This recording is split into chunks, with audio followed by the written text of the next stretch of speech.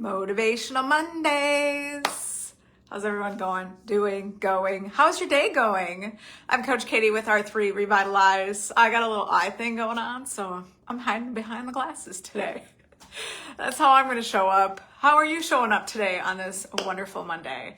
So I was praying over what we talk about today, and God gave me this topic on my heart. It is, how do you stop focusing on things that are out of your control? So this is a really interesting topic, and it's been coming up over and over and over again, not only with my clients, but even in my personal life.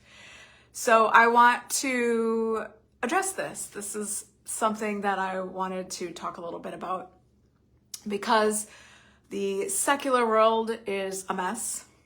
And if the trends are, if you're so focused on all the stuff, all the things of the secular world, all the things out of your control, all the things, it can really rob your joy in the present moment.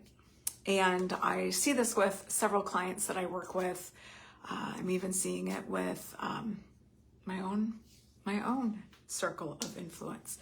So I wanted to touch on this as you are really just kind of giving yourself a moment to just pause and regroup.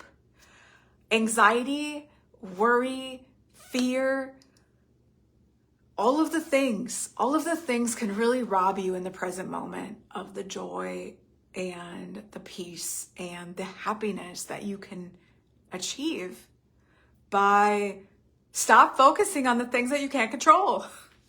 So how do you do this? I've got a really cool, I've been doing some CEUs for my additional continuous education. And there is a really good tool that I've been using with a lot of my clients. And they're finding some really good success with it. And I'm going to share this with you because you're giving me a couple minutes here of your time checking out Motivational Mondays. By the way, make sure you're finding us on YouTube and liking and subscribing. That helps us get our message out. It helps you be a part of the solution as we go out in the world. We are doing our best to shift the focus to focusing on what matters, and that is our connection and our relationship with Jesus Christ.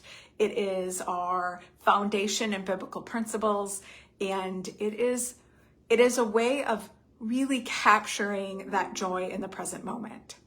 So here's the task, and if you want me to run with this with you, please set up a meet and greet, and then we'll do it on the second follow-up on that meet and greet. It's very simple. You take a piece of paper and a pen and specifically write everything that's stressing you out for 2 minutes. Set a timer. And after that 2 minutes goes off, you look at that timer, at that piece of paper, and you start crossing off everything that is out of your locus of control. You have no influence over it. You have no control over it. You have nothing that you can do to make it better. So as you're crossing those out, circle the things that you feel like you might control, but you don't know if you really can. And then take a look at that chart, that little sheet that you've created, and discern. What are you spending your time and energy wasting? It takes more energy to focus on all the worry, the fear, the doubt, the blame, the everything than it does to focus on what you have control over. Remember that you get to control your thoughts, your choices, and your actions, and that's it. So anything that's bugging you or driving you up a wall by another human being, or the stuff in the world or whatever, what do you have to do? What do you have to do to shift the corner, turn the corner? That's what I work with my clients all the time. I'm like, what do we got to do to turn the corner? You get to control your immediate present. So what does that look like? Does that look like going for a walk? Does that look like we used one of these little stress management balls last time? Does it look like working with that? Does it look like reading the Bible? Does it look like communing with other like-minded believers and connecting with people that actually give you value? Hey, Lorlyn, thanks for watching today. So as we are just kind of meeting you where you're at, what is stealing your joy? And how do you turn the corner to become more aware of what's stealing your joy and then doing something different? Hey, we can't keep doing the same things expecting different results. That's that definition of insanity. So what do we do to turn a corner? All right, that's it. I got to run to a meeting. Like and subscribe for us on YouTube. We want to continue to help people get the message. And the message is really, really simple.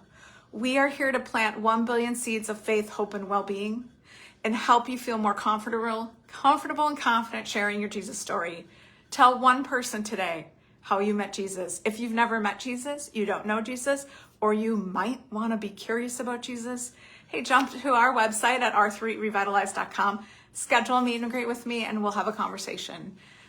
It can be confusing, faith can be overwhelming, and that's what we're here for at R3 Revitalize.